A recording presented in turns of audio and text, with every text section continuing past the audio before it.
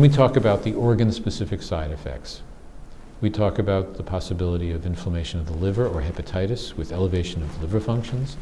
We talk about elevation of pancreatic functions, amylase and lipase, which strangely, I caution the patients and the staff, can often be associated with no symptoms, and the patients won't know it, but yet you'll look at their labs and you'll see the amylase and lipase very high.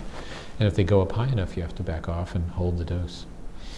You can also see inflammation of the lung or pneumonitis, and that's a little scary, especially with IPI plus Nivo, or with Nivo alone or Pembro alone. You can see these fluffy, diffuse, multilobar infiltrates.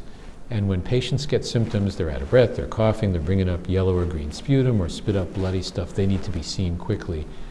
Because if they're developing pneumonitis on that x-ray, they need a CAT scan, and if that confirms it, they're going on steroids. But pneumonitis is life-threatening. You got to jump on it. You can also, not uncommonly, see inflammation of the pituitary or direct inflammation of the thyroid.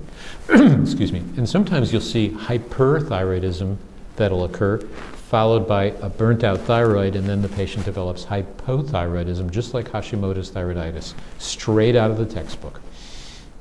And you need to keep a close eye on those patients. The nurses and nurse practitioners need to call them, find out what their symptoms are like, because when that thyroid burns out, they're going to need to go on replacement Synthroid. And you need to know it, because you don't want to have it escape notice and then have all the negative side effects of having hypothyroidism that goes undetected.